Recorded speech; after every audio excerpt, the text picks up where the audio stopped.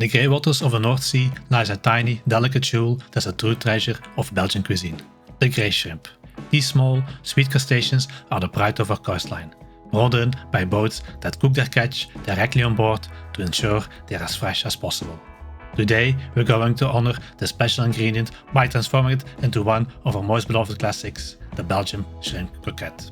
And just like mussels, shrimp croquettes are a true seaside classic. But where a pot of mussels is all about simplicity, a perfect shrimp croquette is a work of subtle elegance. I have 500 grams or just under 18 ounces of fresh grey shrimp. Peeling them can be a bit of a chore, but it's worth it for the final result. There's a trick to it. Straighten the shrimp, push slightly on the head, give it a small twist and pull the tail. The head should come off easily. Then grab the free body and pull off the tail. This method doesn't always work perfectly and sometimes you have to fiddle with the shrimp to get all the shell off. Let's start with the shrimp bisque, which I need to create the ragout, the heart of our croquette. In a cooking pot I melt a knob of butter and add the shrimp shells and heads I just peeled. I cook them gently for a few minutes to start building flavor. To this I'm adding about 15 to 20 black peppercorns, 1 bay leaf, and I add a tablespoon of tomato paste, which will give the ragout a beautiful color and a deeper, more complex flavor. I'm going to cook it for a minute or two to let the acidic, raw flavor of the tomato paste cook out, and then add a star anise and a small sprig of fresh thyme before adding the liquid. This is where I do things differently.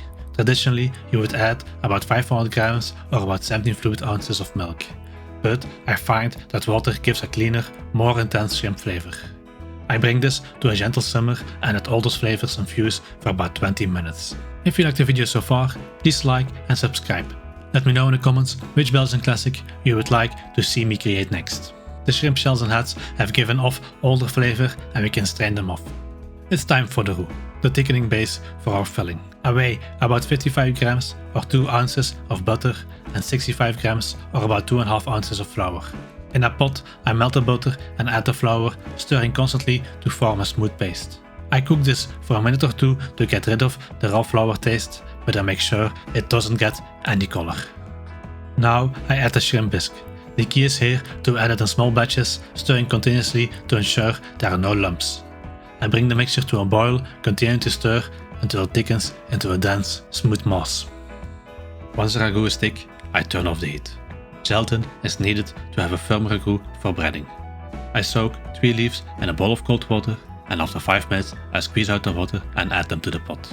I stir until the gelatin is completely dissolved. For further thickening, I make a liaison with 2 egg yolks and just a splash of cream. Normally, for a liaison, you'd use about 100 ml of cream per egg yolk for thickening as sauce. But I'm using far less here. I don't want too much liquid in a croquette. So, we are adding just a little bit of cream to loosen the egg yolks a bit and stir it under the bisque. I add the peeled shrimps and a bit of cayenne pepper for a subtle hint of warmth and a taste for seasoning. It needs a bit more salt. I oil a baking dish and pour the ragout in it. I spread it out evenly and let it cool completely before transferring it to the refrigerator. I want the ragout to be completely firm and I recommend to let it chill for several hours or preferably overnight in the fridge. It is the next day and the ragout is perfectly set. I cut rectangular shapes and get ready to bread them. For our breading station I got 3 bowls, one with flour, one with lightly whisked egg whites with a bit of salt and some oil, and one bowl with breadcrumbs. I have set up a little assembly line. First, coat each ragout piece completely in flour, then dip it in the egg white, and finally coat it generously in the breadcrumbs. It's a simple process, but it's essential for a crispy croquette. Make sure every surface is completely covered, as this will prevent them from bursting in the oil. Let's fry the croquettes. I heat my oil to 180°C, 355°F and fry the croquettes until they're beautiful golden brown. To serve, for each person 2 croquettes and finish with a classic garnish, a lemon wedge and a bit of fried curly parsley. And there you have it.